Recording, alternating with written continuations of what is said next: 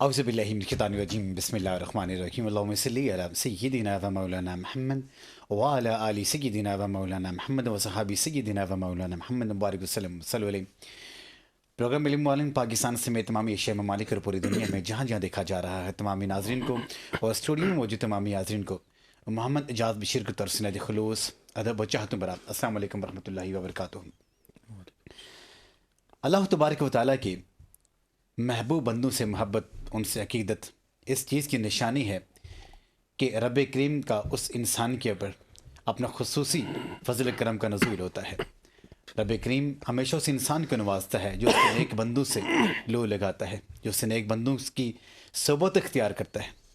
گویا صحبت کا اثر انسان کی زندگی میں اتنا زیادہ ہوتا ہے کہ نبی کریم صلی اللہ علیہ وسلم نے فرمایا کہ دنیا میں آپ جس کی مشابت اختیار کرو گے، صحبت اختیار کرو گے، تو روز قیامت، روز محشر آپ اسی کی صف سے اٹھائے جاؤ گے.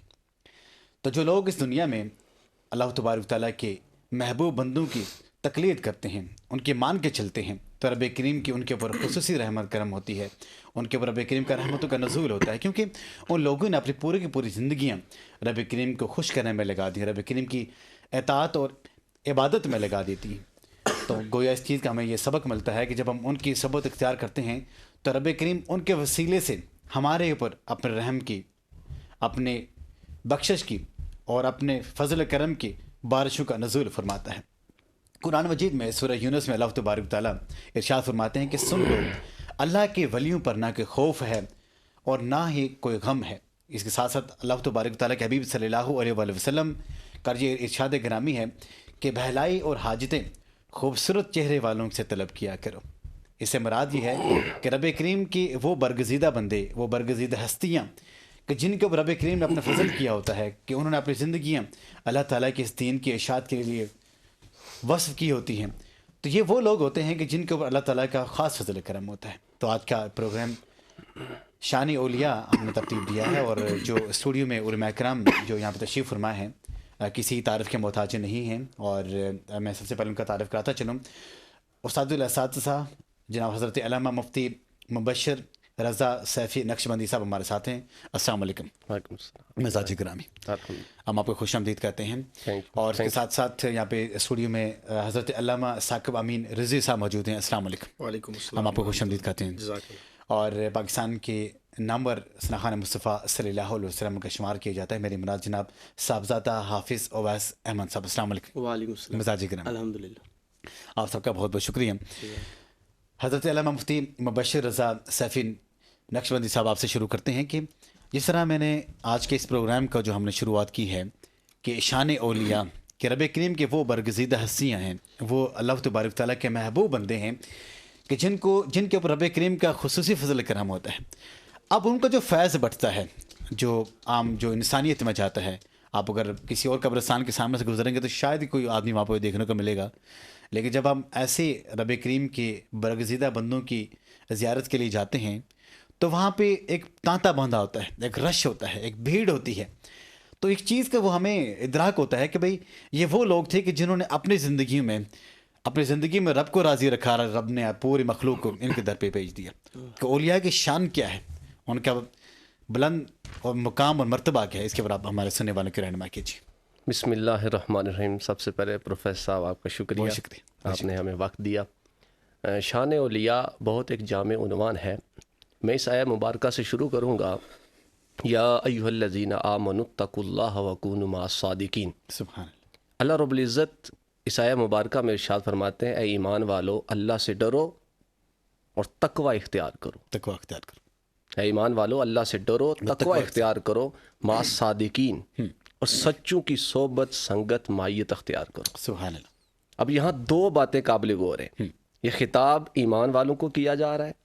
جب ایمان کی نعمت مل گئی پھر کہا گیا کہ اب تقوی اختیار کرو. ایمان بھی مل گیا، تقوی بھی مل گیا، اس کے بعد کہا گیا مع الصادقین، وَكُونُوا مع الصادقین، نیک لوگوں کی صحبت اور سنگت اور مائیت اختیار کرو. واہ. یعنی ایمان کے بعد اس ایمان کو کامل کرنے کے لیے، اس ایمان کو تقویت دینے کے لیے، اس ایمان کی حفاظت کے لیے، اللہ سے ڈرنے کے بعد تمہیں نیک لوگوں کی سنگت اور مائیت تمہارے ایمان کو کامل کر دے گی، تمہارے ایمان کو مضبوط کر دے گی، تمہیں مزید اللہ کے ہاں قریب کر دے گی۔ واہ سبحان اللہ، حدیث پاک جی جی بڑی محبت سے حضرت ابو موسیٰ اشعری رضی اللہ تعالیٰ عنہ آپ روایت فرماتے ہیں، میرے مصطفیٰ کریم صلی اللہ علیہ وسلم نے ارشاد فرمایا کہ اچھے ہم نشین اور برے ہم نشین ان کی مثال اس طرح ہے جس طرح عطار کی دکان اور بٹھی پھونکنے والے کی، لوہار کی۔ واہ، اس کی مثال دی ہے نبی علیہ الصلوۃ والسلام نے، فرمایا کہ جب تم ایک عطار کی دکان پہ جاؤ گے تو اس کی دکان پہ جا کے تم اچھی چیز یعنی خوشبو اس سے خریدو گے، اور اگر تم خریدو گے نہیں تو کم از کم اس کی دکان پہ جانے سے تمہیں خوشبو ضرور آئے گی۔ اگر تم خریدو گے نہیں خوشبو ضرور آئے گی۔ اور اسی طرح اگر تم لوہار کی دکان پہ جاؤ گے تو اس کی دکان پہ جانے سے تمہارے کپڑے جلیں گے، اگر کپڑے نہ بھی جلے تو تمہیں وہاں سے بدبو ضرور آئے گی۔ چنگے بندے دی صحبت یارو جی میں دکان اتارا، واہ واہ کمال، بندے دی صحبت یارو جی میں دکان لوہار، کمال ہے۔ یہ حضور علیہ الصلوۃ والسلام نے مثال دی ہے کہ نیک لوگوں کی صحبت، ہر مجلس ایک اثر چھوڑتی ہے، ہر مجلس، ہر دوستی، ہر سنگت ایک آپ پہ اثر چھوڑتی ہے۔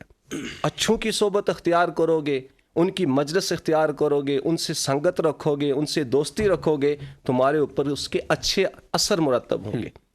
جب تم بروں کی مجلس، بروں کی صحبت اختیار کرو گے، تمہارے اوپر، تمہاری شخصیت کے اوپر برے اثرات مرتب ہوں گے۔ پیاری بات کرنی ہے۔ یک زمانہ صحبت با اولیاء بہتر از 100 سالہ اطاعت بیریا۔ واہ واہ واہ، اور کہا کہ صحبت صالح تراں صالح کند، صحبت تالے تراں تالے کند۔ اچھوں کی صحبت انسان کو اچھا بنا دیتی ہے اور بروں کی صحبت انسان کو برا بنا دیتی ہے۔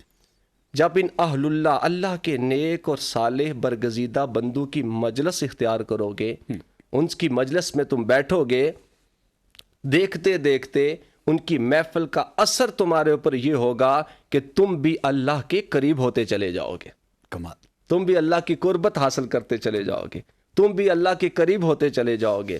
تو جس طرح کی صحبت اور مجلس تمہیں ملے گی اسی طرح کا رنگ تمہیں ملے گا اور اسی طرح کا قرب تمہیں نصیب ہوگا۔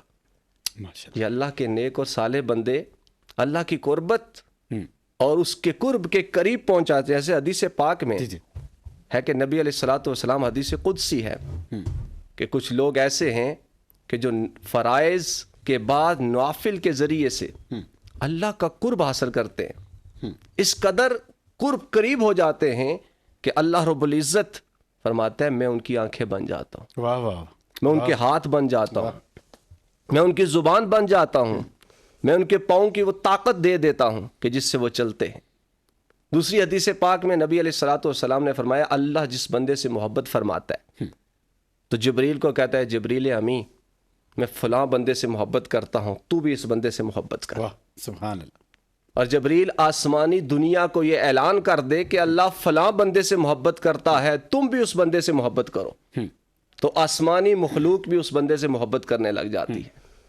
پھر حکم ہوتا ہے جبریل زمین پہ اتر جاؤ، زمین میں یہ اعلان کر دو کہ اللہ فلاں بندے سے محبت کرتا ہے، تم بھی اس سے محبت کرو، حتیٰ کہ زمین والے بھی اس بندے سے محبت کرنے لگ جاتے ہیں۔ سبحان اللہ، سبحان اللہ، سبحان اللہ۔ یہ ساری وجہ کیا ہے کہ ان لوگوں نے ساری زندگی اللہ رب العزت کی اور رسول اللہ صلی اللہ علیہ وسلم کی شریعت، اللہ رب العزت کے احکامات کے مطابق اپنی زندگیاں گزار کر ان زندگیوں کو اللہ تعالیٰ کی رضا کے لیے وقف کیا ہوتا ہے، جس کی وجہ سے اللہ تعالیٰ انہیں یہ قرب اور مقام عطا فرماتا ہے کہ اللہ تعالیٰ ان سے محبت کرنے لگتا ہے۔ فرشتوں کو حکم ہوتا ہے فرشتوں تم بھی اس سے محبت کرو، اور اعلان کر دو کہ ساری میں بھی اس اللہ کے ولی سے، اس میرے اپنے دوست سے محبت کرتا ہوں، زمین والو آسمان والو تم بھی اس سے محبت کرو۔ واہ واہ واہ واہ۔ پھر جس سے محبت کا اعلان آسمان سے آئے، وہاں سے پروانہ جاری ہو، ہاں جی، تو اس کی صحبت اور مجلس میں بیٹھنے والا اللہ تعالیٰ اس کو بھی جو ہے کمال عطا فرماتا ہے، اپنی قرب عطا فرما دیتا ہے۔ اللہ رب العزت نے قرآن مجید کی اس آیہ مبارکہ میں ہمیں رہنمائی فرمائی ہے کہ ایمان والو اللہ سے ڈرنے کے بعد نیک لوگوں کے ساتھ جڑ جاؤ، ان کے ساتھ اپنا تعلق قائم کر لو، ان کی مجلس میں بیٹھو، ان کی صحبت اختیار کرو، ان کے ساتھ رابطہ رکھو۔ جو رابطہ رکھنا تمہیں رب کے قریب کر دے گا، اور مومن کی، مسلمان کی اور دنیا میں آنے کا مقصد یہ ہے کہ قرب الہی نصیب ہو جائے۔ بے شک بے شک۔ تو جب تم اللہ کے نیک و صالح بندوں کی صحبت اور مجلس اختیار کرو گے، یقیناً تمہیں اللہ کا قرب نصیب ہو جائے گا، ماشاءاللہ، اس کی قربت نصیب ہو جائے گی۔ اللہ تعالیٰ ہمیں بھی نیک لوگوں کی صحبت اور سنگت اور معیت میں رہنے کی توفیق اور ہمت عطا مفتی صاحب کہ فرمائے۔ آپ کی آنکھوں کی چمک مجھے بتا رہی ہے کہ جو اللہ تعالیٰ کے جو صالح جو نیک لوگ ہوتے ہیں ان کی پہچان ہی آپ کو دیکھ کے مجھے ہوگی، اور یقین کریں کہ مجھے بہت ہی اچھا لگ رہا ہے آپ کے ساتھ بات کر کے، کیونکہ آپ کی جو باتیں کسی زبان سے نہیں بلکہ دل سے آ رہی ہے، اور جو چیز دل سے نکلتی ہے تو پھر اس کی میں یہ سمجھتا ہوں اس کا اثر کوئی اور ہوتا ہے۔ اور یہ آج ہماری خوش نصیبی ہے کہ آپ یہاں پہ تشریف لائے ہیں، بہت کچھ سیکھنے کا موقع مل رہا ہے۔ ہمارے ساتھ حضرت علامہ ثاقب امین رضوی صاحب جاننا چاہیں گے کہ اللہ تبارک و تعالیٰ کہ نیک بندوں کی صحبت انسان اختیار کرتا ہے، لیکن ساتھ حضور پاک علیہ الصلوۃ والسلام کا یہ بھی فرمان عالی شان ہے کہ اللہ کے کسی دوست سے جو دشمنی رکھے گا تو گویا کہ اس نے اللہ سے دشمنی کی ہے۔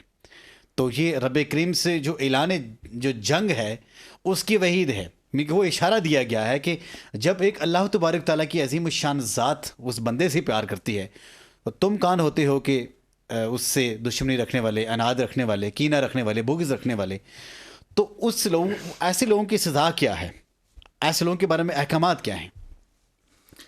بسم اللہ الرحمن الرحیم۔ پروفیسر صاحب بہت شکریہ آپ کا اور آپ کی پوری ٹیم کا، اللہ آپ سب کو جزائے خیر عطا فرمائے۔ دیکھیے اللہ پاک قرآن پاک کے اندر ارشاد فرماتا ہے کہ الاخلاء یومئذ بعضهم لبعض عدو الا المتقین، واہ واہ، کہ کل قیامت کے دن سب دوست دشمن بن جائیں گے، ہر دوستی دشمنی میں بدل جائے گی، الا المتقین، سوائے پرہیزگاروں کی دوستی کے۔ بے شک، یعنی قیامت کے دن جب ہمارے اپنے ہمیں چھوڑ کر جا رہے ہوں گے، ہم جنہیں دنیا میں اپنا جگری دوست اور اپنے جگر کا ٹکڑا کہتے ہیں کہ یہ میرا دوست بہت میرے قریب ہے، یہ میرا بہت کام آئے گا، لیکن جب قیامت کا دن آئے گا، یہ قرآن ہے، قرآن کہتا ہے الاخلاء یومئذ بعضهم لبعض عدو، قیامت کے دن ہر دوستی دشمنی میں بدل جائے گی، الا المتقین، سوائے پرہیزگاروں کی دوستی کے۔ تو مجھے کہنے دیجئے قیامت کے دن ہر دوست دشمن بن جائے گا، لیکن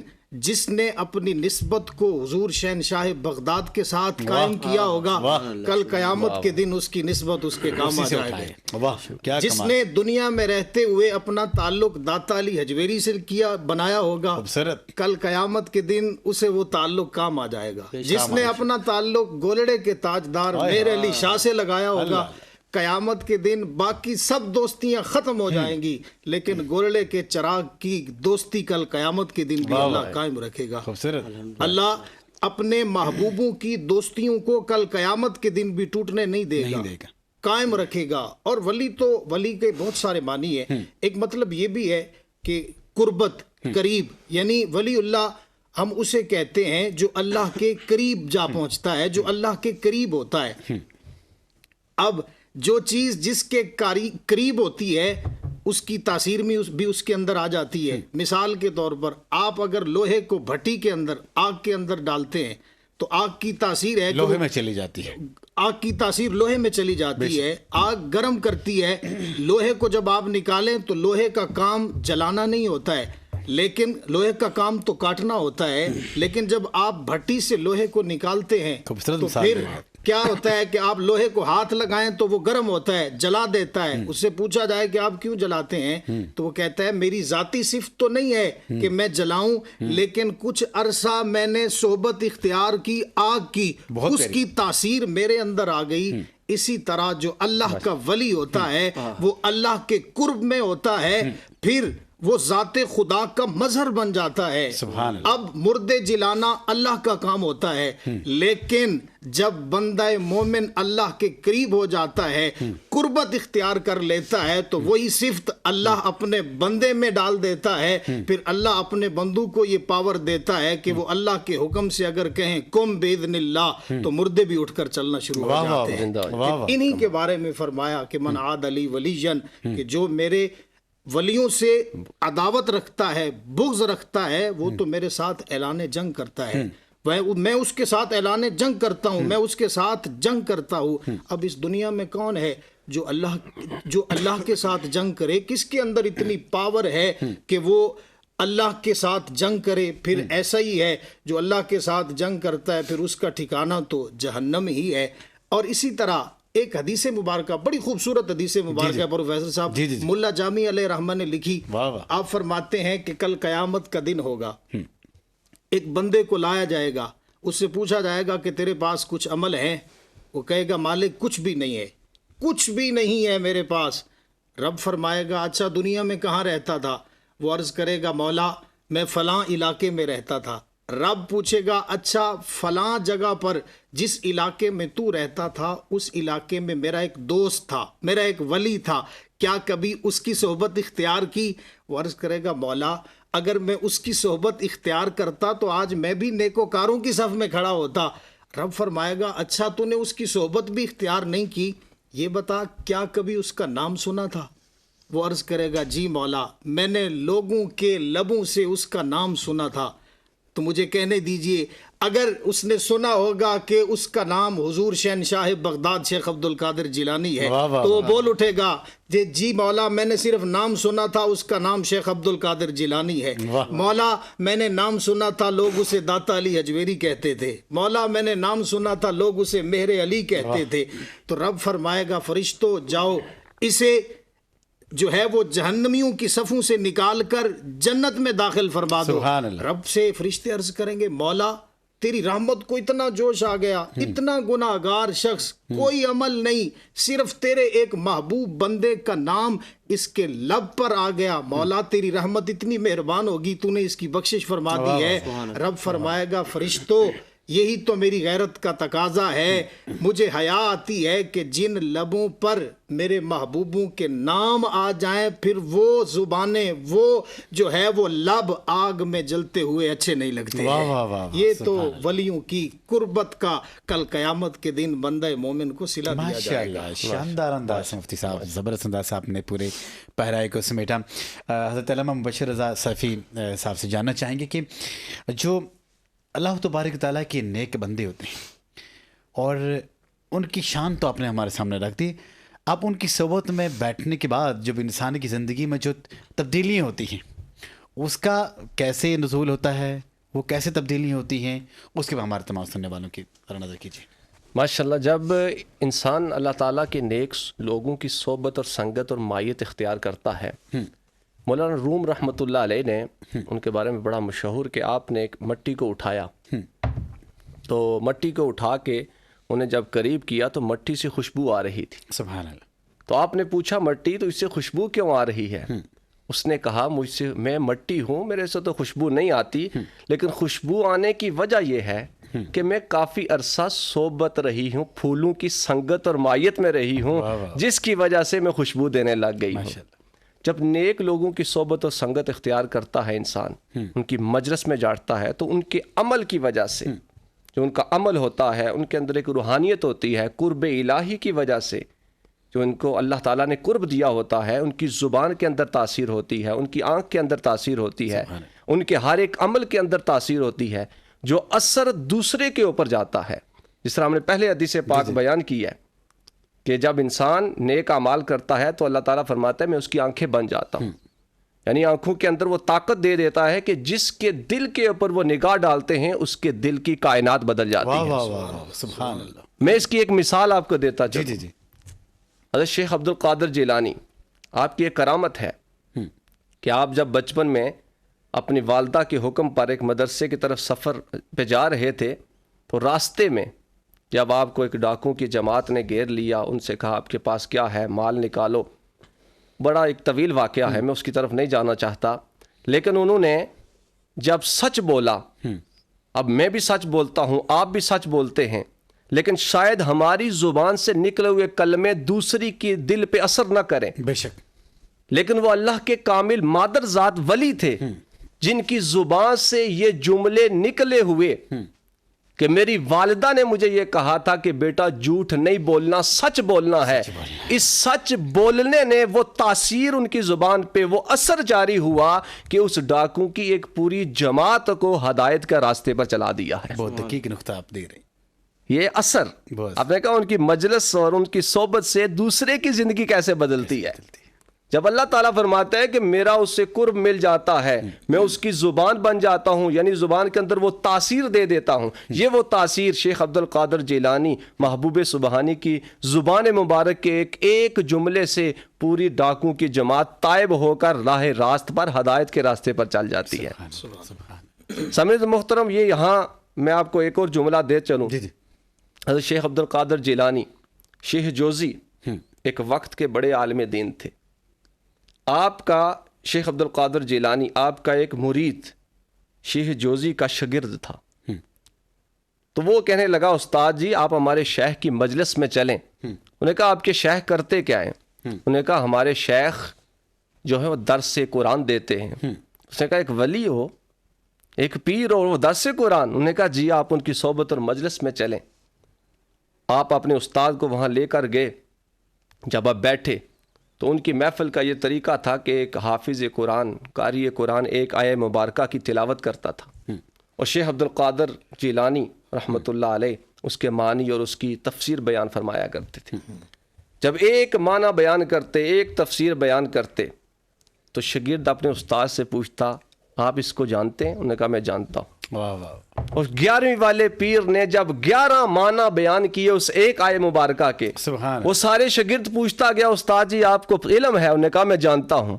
جب 11 سے آگے بیان کیے تو 40 تک ایک آیہ مبارکہ کے معنی کو بیان کیا، تو شیخ عبد القادر جیلانی جب 40 معنی بیان کیے، شیخ جوزی فرماتے ہیں اے میرے بیٹے مجھے 11 تک تو سمجھ آئی ہے، 11 سے آگے سمجھ نہیں آئی۔ اور شیخ عبد القادر جیلانی ان کی مجلس کی یہ اثر تھا کہ جب لا الہ الا اللہ کی ضرب لگاتے تھے تو وجد و حال اور کیف میں ہم بھی اللہ کا ذکر کرتے ہیں، لیکن جب وہ ذکر کرواتے ہیں جنہیں اللہ کا قرب حاصل ہو جاتا ہے، جب وہ ذکر کرواتے ہیں تو آپ کی محفل میں وجد و حال کی کیفیت ہوا کرتی تھی۔ شیخ جوزی حضور غوث پاک کے یہ کمالات کو دیکھ کے آپ کے پاس چلے گئے، آپ کے ہاتھ پر بیعت کی۔ کس وجہ سے؟ کہ آپ کی زبان سے وہ نکلے ہوئے کلامات جن نے ان کے دل پہ ایسا اثر کیا کہ شیخ جوزی آپ کے ہاتھ پر بیعت کرنے پر مجبور ہو گئے۔ جب شیخ عبد القادر جیلانی نے لا الہ الا اللہ کی ضرب لگائی تو آپ کے دل کی کائنات بدل اٹھی، آپ پہ وجد و کیف طاری ہو گیا، جس کے متعلق میرے شیخ، میرے مرشد ڈاکٹر پیر سید علی رضا بخاری آپ نے شعر لکھا ہے شیخ جوزی ارے کیوں جام چاک تھا، شیخ جوزی ارے کیوں جام چاک تھا، بولے وہاں ساکی جو شاہ جیلان تھا، سیف اللہ چلی کیف وجدان تھا، جوے نسبت میری غوثیہ مست۔ یہ اللہ کے نیک لوگوں کی سنگت اور مجلس اور اثر اس طرح دلوں پہ اثر کرتا ہے کہ اس محفل اور مجلس میں بیٹھنے والے کی کائنات بدل جاتی ہے، اس کے دل کی کیفیت بدل جاتی ہے کہ وہ گمراہی سے نکل کر نیکی کے راستے پر چل جاتا ہے، وہ برے کاموں کو چھوڑ کے اچھے کاموں پہ لگ جاتا ہے۔ یہ سارا ان کی محفل اور مجلس کی تاثیر اور اثر ہے جس کی وجہ سے اللہ اسے ہدایت کا راستہ عطا فرما دیتا ہے۔ شاندار شاندار مفتی صاحب نے بیان کیا، اور یقین کریں کہ انسان جب ایسا بیان سن رہا ہوتا ہے تو اس کی اب اندر کی جو انسانیت کی جو اندر کی کور انسان ہوتا ہے اسی کایا پلٹ رہی ہوتی ہے، وہ انسان کے اندر سے جڑ رہا ہوتا ہے، انسان اندر سے مرمت ہو رہا ہوتا ہے۔ اللہ کریم آپ کو سلامت رکھیں۔ ہمارے ساتھ حضرت علامہ ثاقب امین رضوی صاحب، کیونکہ غوث پاک کا نام یہاں پہ آیا، اور کیونکہ جب ہم 11ویں والے پیر کی بات کرتے ہیں تو ان کی شان تو ہمارے تمام سننے والوں پہ عیاں ہے ہی ہے۔ تمام سننے والوں کو یہ بتا دیجیے کہ غوث پاک کی شان ہے کیا، ان کا مقام مرتبہ کیا ہے؟ دیکھیے جی پروفیسر صاحب کہ حضور شہنشاہ بغداد شیخ عبد القادر جیلانی الحسنی والحسینی رضی اللہ تعالی عنہ، آپ کی اس سے بڑھ کر شان اور کیا ہو سکتی ہے کہ کوئی ولی بغیر حضور شہنشاہ بغداد کی ولایت کا جو ہے اقرار کیے ہوئے ان کی ولایت کو ماننے کے بغیر کوئی ولی بن ہی نہیں سکتا تھا۔ اس لیے کہ آپ فرماتے ہیں کہ تمام روح زمین کے اولیاء پر کی گردنوں پر میرا قدم ہے۔ یہ حضور شہنشاہ بغداد شیخ عبد القادر جیلانی رضی اللہ تعالی عنہ کا فرمان ہے۔ اور حضور شہنشاہ بغداد کو یہ جتنا بھی مقام حاصل ہوا پروفیسر صاحب یہ علم کی وجہ سے ملا۔ بے شک آپ خود فرماتے ہیں کہ درست العلم حتی صرت کتباً، کہ میں علم پڑھتے پڑھاتے کتب کے مرتبے پر فائز ہو گیا۔ لیکن ہمارے ہاں تو जो जितना बड़ा जाहिल होता है उसे उतना बड़ा बनाकर पेश कर दिया जाता है। पीर साहब को वज़ू का तरीका नहीं आता होता है तो हमारे हाँ जो जाहिल किस्म के मुरीद होते हैं वो कहते हैं हमारे पीर साहब बहुत पहुंची हुई हस्ती है। पीर साहब तो कभी नमाज के करीब ही नहीं गए होते हैं तो हमारे यहाँ कहते हैं कि हमारे पीर साहब जो है वो एक नमाज मक्के में पढ़ते हैं, दूसरी नमाज मदीने में पढ़ते हैं। आला हज़रत अलैहि रहमा ने लिखा, आप फरमाते हैं कि पीर के लिए आलिम होना ये शर्त है। देखिए, मौलवी के लिए, एक आलिम के लिए पीर होना कोई ज़रूरी नहीं है, लेकिन हर पीर के लिए आलिम होना ज़रूरी है। हर पीर के लिए आलिम होना ज़रूरी है। तो हुज़ूर शहंशाह बगदाद ने सारी ज़िंदगी दर्स व तदरीस का काम किया। आप अलैहि रहमा ने सारी ज़िंदगी इल्म दीन पढ़ा और पढ़ाया। अब देखिए 70 हज़ार का मजमा होता, हुज़ूर शहंशाह बगदाद सामने बैठकर दर्स दे रहे होते। अब मुझे बताइए 70,000 का मजमा हो इस दौर के अंदर, अभी ये माइक साउंड सिस्टम 70,000 का मजमा हो, उस दौर के अंदर तो साउंड सिस्टम इस तरह का तो कुछ भी नहीं था। वो प्यारी बात कर रहे हैं। 70,000 का मजमा हुज़ूर शहंशाह बगदाद की गुफ्तगू कैसे सुना करता था। उलमा फरमाते ये तो हैं वही असर था कि जो नबी पाक अलैहिस्सलाम जो हज्जतुल विदा के जो खुतबा विदा दिया था वो लाखों का मजमा वो था और यहाँ पे 70,000 का था। बेशक इशारा तो वहीं से आ रहा है। वही फैज़ है। उलमा फरमाते हैं कि शेख अब्दुल कादिर जिलानी रज़ी अल्लाह ताला अन्हु हुज़ूर गौस पाक की सबसे बड़ी करामत ये भी है कि 70,000 का मजमा होता, जितनी आवाज़ पहली सफ में बैठे हुए बंदे को आती थी उतनी आवाज़ आखिरी सफ में बैठे हुए बंदे को भी आया करती थी। ये हुज़ूर शहंशाह बगदाद की करामतों में से एक करामत ये भी है कि बगैर स्पीकर के, बगैर साउंड सिस्टम के हर बंदे को बराबर आवाज़ जा रही थी। शानदार शानदार। यकीन करें कि बिल्कुल भी जी नहीं चाह रहा कि ब्रेक पे जाएं, लेकिन थोड़ी प्रोग्राम का स्केड्यूल ऐसा बना होता है क्योंकि आज की जो नशिस्त था, जो आज का जो प्रोग्राम है शान औलिया पे है। मैं ये समझता हूँ कि अल्लाह तबारक तआला के वो बरगज़िदा बंदे जो आज भी इस दुनिया में मौजूद हैं, जिन्हीं की वजह से ये पूरी की पूरी कायनात चमक रही है, दमक रही है। प्रोग्राम इल्म वालों का सिलसिला जारी सारी है, लेकिन जहाँ पे वक्त हो जाता है छोटे से वक्फे का हमारे साथ रहिए। अस्सलाम वालेकुम रहमतुल्लाहि व बरकातुहू।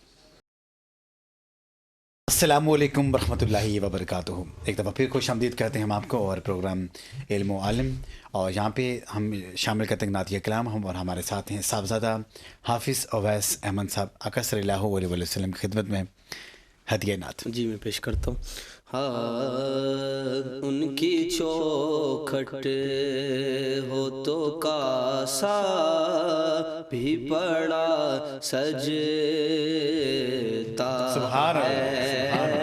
उनकी चौखट हो तो कासा भी बड़ा सजता है। दर बड़ा दर बड़ा हो, दर बड़ा हो तो सवाली भी खड़ा सजता है। ये गुलामी कहीं कमतर नहीं होने देती, ये गुलामी कहीं कमतर नहीं होने देती। उनका नौकर हो तो शाहों में खड़ा सजता है। उनका नौकर हो तो शाहों में खड़ा सजता है। ताजे शाही के मुक़द्दर में ये ज़ेबाई कहाँ, ताजे शाही के मुक़द्दर में ये ज़ेबाई कहाँ, जिस कदर उनकी गुलामी का पटा सजता है। हाँ, जिस कदर उनकी गुलामी का पटा सजता है। مدح پیش کرتا ہوں بہت ہی خوبصورت. جی جی. ہاں مجھ سے کہتے ہیں یہی اہل محبت سرور، مجھ سے کہتے ہیں یہی اہل محبت سرور، مجھ سے کہتے ہیں یہی اہل محبت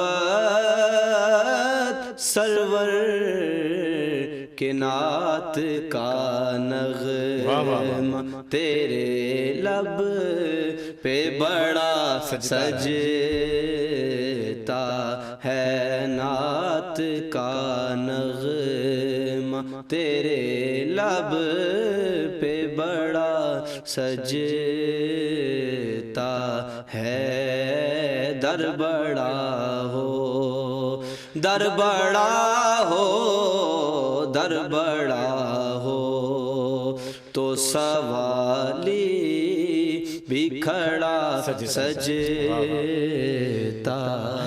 ماشاءاللہ ہمیشہ کی طرح شاندار کلام آپ نے پیش کیا، بالکل موقع محل کی مناسبت سے آپ نے پیش کیا. Thank you. اللہ تعالیٰ سے مزید برکت عطا فرمائے.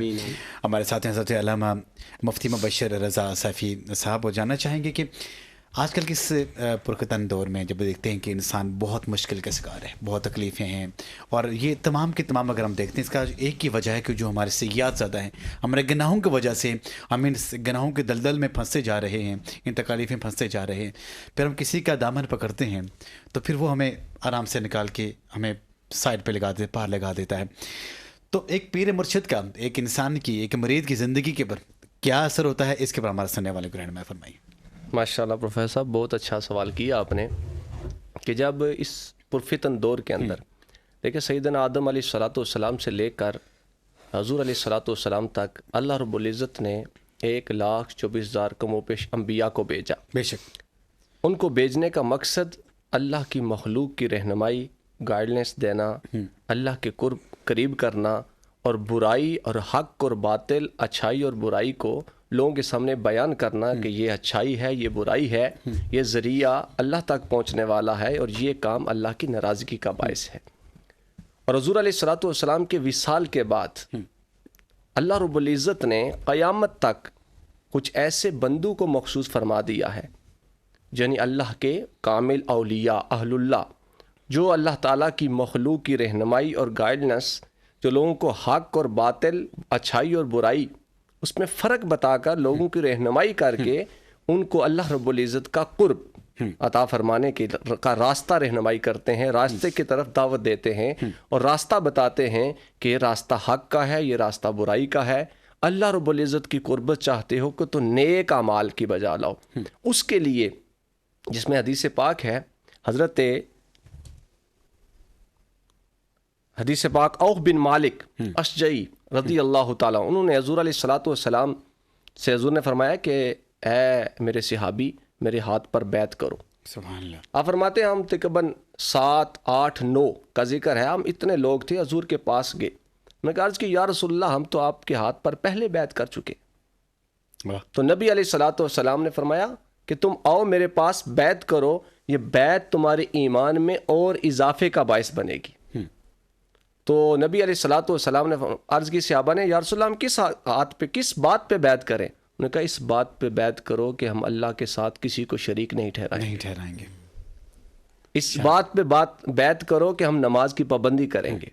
اور صحابی کہتے ہیں ایک بات نبی علیہ السلام نے بڑے آہستہ سے ہمارے کان میں فرمائی کہ لوگوں سے کبھی نہیں مانگنا. اللہ لوگوں سے کبھی نہیں مانگنا، اپنے رب سے مانگنا ہے. یعنی آج کل اس دور کے اندر لوگ یہ سمجھتے ہیں کہ بیعت طریقت اور بیعت تصوف کا شریعت میں کوئی کنسیپٹ نہیں، حالانکہ یہ غلط سوچ اور فکر ہے. آپ صحابہ کرام اور حدیث مبارکہ کا مطالعہ کریں، تاریخ اسلام کا مطالعہ کریں، تو آپ کو بے شمار بیعت کے مختلف پہلو نظر آئیں گے. بیعت جہاد، بیعت اسلام، بیعت خلافت، بیعت اعمال.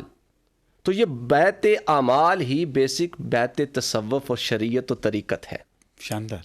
جب انسان اس کے ذریعہ سے نیک لوگوں کی صحبت اور سنگت اور مائیت اختیار کرتا ہے تو یقیناً اللہ تعالیٰ کا قرب حاصل کرتا ہے.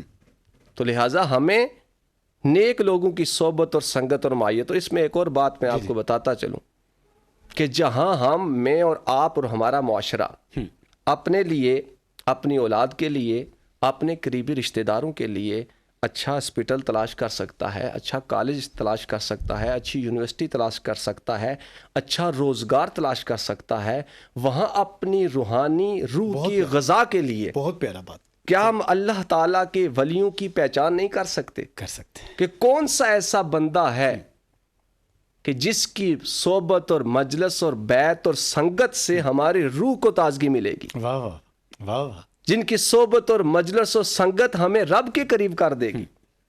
تو لہٰذا ہمیں اس راستے پر چلنا چاہیے کہ نیک لوگوں کی صحبت اور سنگت، اور ان کو تلاش کر کے کہ نیک لوگ ہیں کون. آج تک تو ولی ہونے کے دعوے بہت زیادہ کیے جاتے ہیں.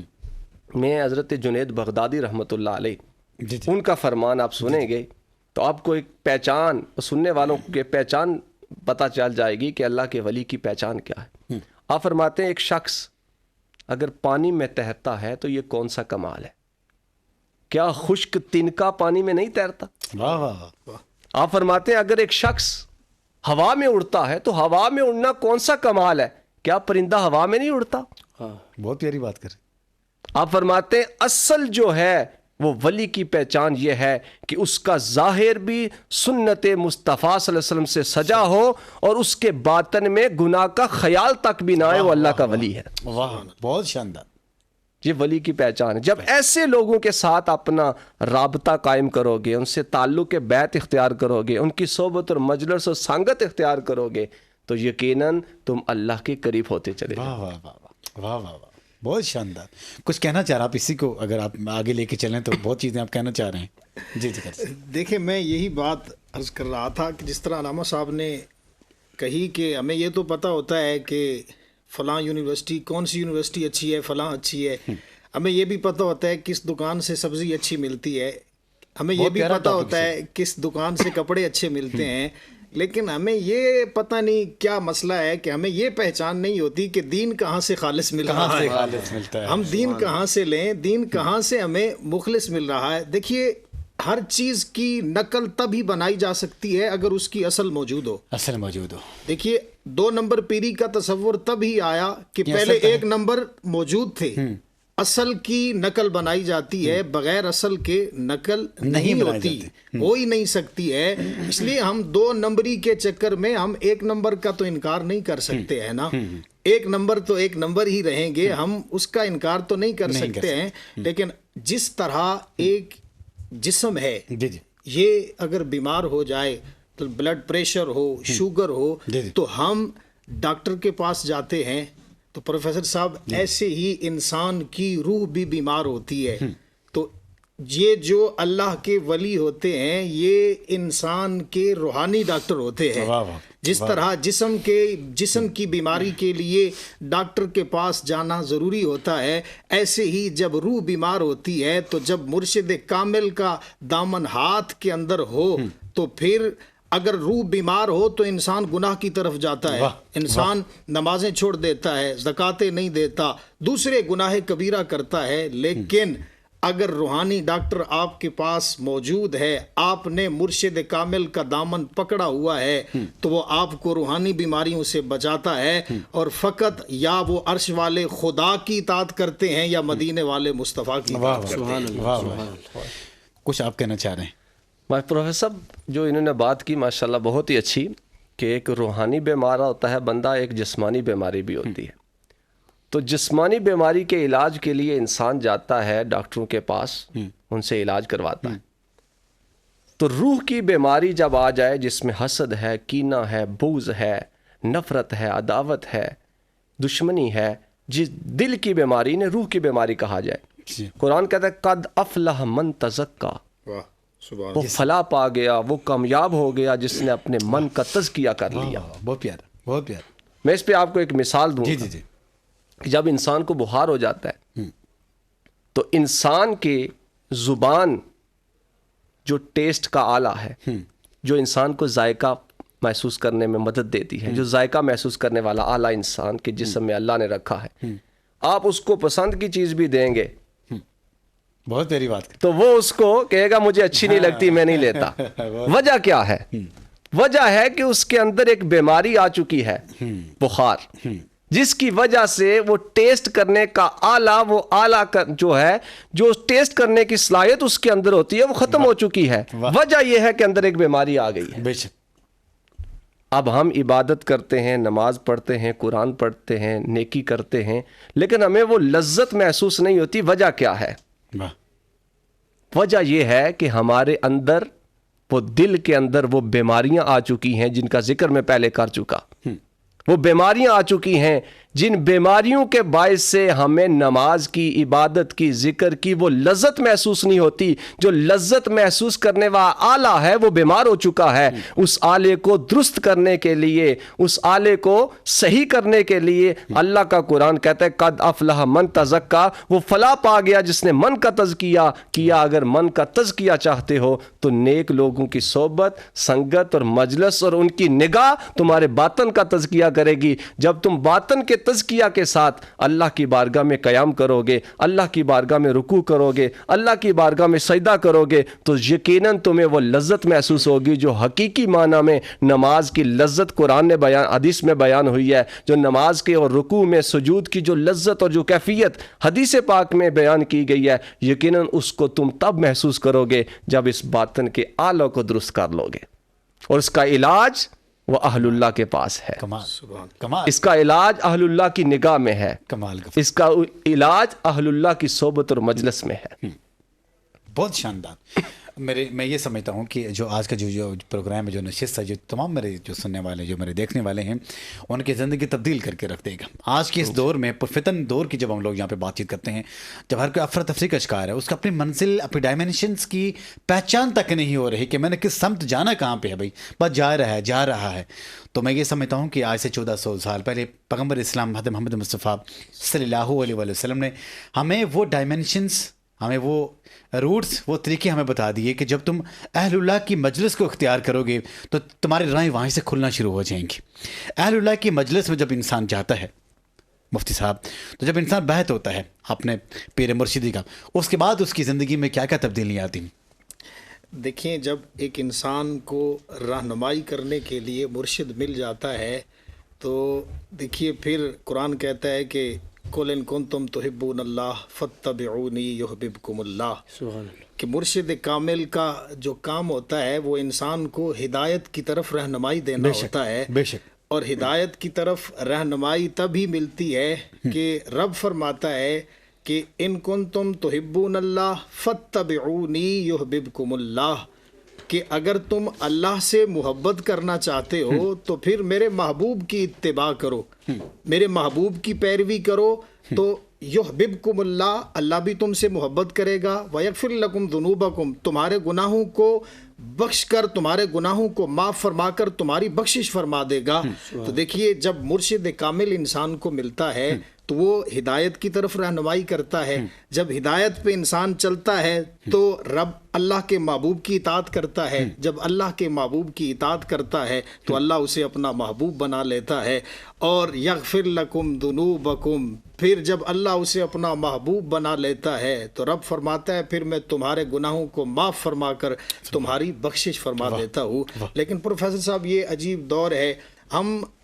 میں نے وہی بات جس طرح پہلے کی کہ نقل کا انکار تو ہم کرتے ہیں, لیکن ہم اتنی شدت کے ساتھ کرتے ہیں آج کے دور کے اندر.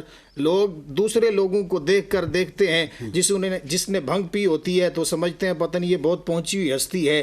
جس نے جو کبھی پورا سال نہایا ہی نہیں ہوتا ہے تو ہم سمجھتے ہیں کہ یہ بہت پہنچی ہوئی سرکار ہے. لیکن اصل میں جو ہے وہ حقیقت جو ہے وہ اپنی جگہ پر قائم رہتی ہے.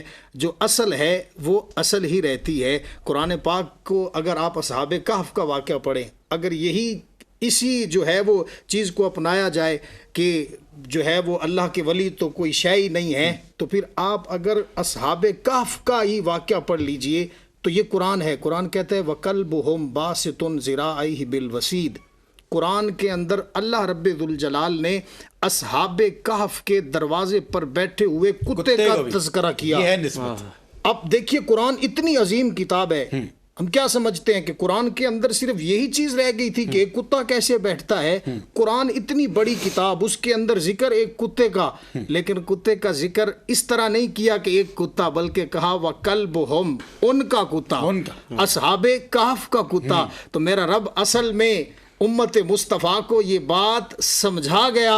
میرا رب یہ بات سمجھانا چاہتا ہے قرآن کے اندر کہ وَقَلْبُهُمْ بَاسِطٌ ذِرَاعِهِ بِالْوَسِيدِ، کہ جو اللہ کے ولیوں کے دروازوں پر بیٹھ جاتا ہے وہ یہ مت سمجھے کہ اس پر رب کی نگاہ نہیں ہوتی، بلکہ اس پر رب اپنی رحمت کے دروازے کھول دیتا ہے. اس کا ذکر بھی قرآن کے اندر فرما دیتا ہے. پھر دیکھیے 300 سال تک اصحاب کہف غار کے اندر زندہ رہے. اب دیکھیے آکسیجن کے بغیر زندگی ممکن ہے. 300 سال تک اللہ نے انہیں غار کے اندر زندہ رکھا. 300 سال تک اللہ نے غار کے اندر زندہ رکھا. تو ہم تو یہی کہتے ہیں رب اتنا غفور الرحیم ہے، واللہ عزیز ذو انتقام ہے، واللہ سمیع علیم ہے، ان اللہ علی کل شیء قدیر ہے. یہ رب کی شان ہے. تو جو رب غار کے اندر اصحاب کہف کو زندہ رکھ سکتا ہے، وہی رب مزار کے اندر بھی اپنے ولیوں کو زندہ رکھ سکتا ہے. اور پھر آگے قرآن نے جو اصحاب کہف کا تذکرہ کرتے ہوئے کہا کہ وَتَرَى الشَّمْسَ إِذَا طَلَعَتْ تَزَاوَرُ عَنْ كَهْفِهِمْ ذَاتَ الْيَمِينِ. دیکھیے یہ رب کی قدرت ہے نا کہ سورج مشرق سے نکلتا ہے، مغرب میں غروب ہوتا ہے، لیکن جس ڈائریکشن پہ جا رہا ہے اسی طرح ہی چلتا جا رہا ہے. لیکن اصحاب کہف جب غار کے اندر تھے تو رب کہتا ہے کہ انہیں سورج کی تپش محسوس ہوئی. تو وَتَرَى الشَّمْسَ إِذَا طَلَعَتْ تَزَاوَرُ عَنْ كَهْفِهِمْ ذَاتَ الْيَمِينِ. ہم نے سورج کو حکم دیا کہ تو جب اس مقام پہ آتا ہے تو میرے ولیوں کو تیری تپش محسوس ہوتی ہے، لہذا آج کے بعد جب تک میرے یہ دوست، میرے یہ ولی غار کے اندر رہیں گے تو نے اپنا روٹ چینج کر لینا ہے. وَتَرَى الشَّمْسَ إِذَا طَلَعَتْ تَزَاوَرُ عَنْ كَهْفِهِمْ ذَاتَ الْيَمِينِ. سورج سے کہا کہ ذرا دائیں ہو کے چلنا ہے تاکہ تیری تپش میرے بندوں کو محسوس نہ ہو. تو ان کی خاطر تو رب اپنے بنائے ہوئے قانون، اپنی قدرت کو بھی تبدیل کر دیتا ہے. یہ تو پھر وہ تھے اصحاب کہف. پھر امت مصطفیٰ کی تو شان ہی الگ ہے. ماشاءاللہ، بہت ہی جاندار، شاندار اور بہت ہی محبتوں سے، بہت ہی عقیدتوں سے شان والا پروگرام آج کا ہمارا جاری ساری ہے. اور میں نے بہت سے پروگرامز کیے ہیں، لیکن یقین کہ جو روحانیت اس پروگرام کی جو میں نے یہ چاشنی آج میں نے محسوس کی، میں نے شاید اس سے پہلے کبھی محسوس نہیں کی. یہاں پہ ایک نعتیہ کلام شامل کرتے ہیں اور چند اشعار، کیونکہ ٹائم بھی مختصر ہے، بس 2-3 اشعار میں آپ اپنی نعت مکمل کیجیے. میں پیش کرتا ہوں. اللہم صلی علی سیدنا و مولانا محمد وعلی سیدنا علی و سیدتنا فاطمہ و سیدتنا زینب و سیدنا حسن و سیدنا حسین وعلی آلہ و صحبہ و بارک وسلم. پڑھیے اگر درود تو پڑھیے اگر درود تو ملتا ثواب ہے، بھیجیں اگر سلام تو آتا جواب ہے. اللہم صلی علی سیدنا و مولانا محمد. بھیجو ادب سے سیدہ، بھیجو ادب سے سیدہ زہرا پہ سب درود. بھیجو ادب سے سیدہ زہرا پہ سب درود. کرتے ہیں رشک جن کے سجدے پہ سب سجود. اللہم صلی علی سیدنا و مولانا محمد. بے دم یہی تو 5 ہیں، بے دم یہی تو 5 ہیں، بے دم یہی تو 5 ہیں. مقصود کائنات خیر النساء حسین و حسن مصطفیٰ علی. اللہم صلی علی سیدنا و مولانا محمد وعلی سیدنا علی و سیدتنا فاطمہ.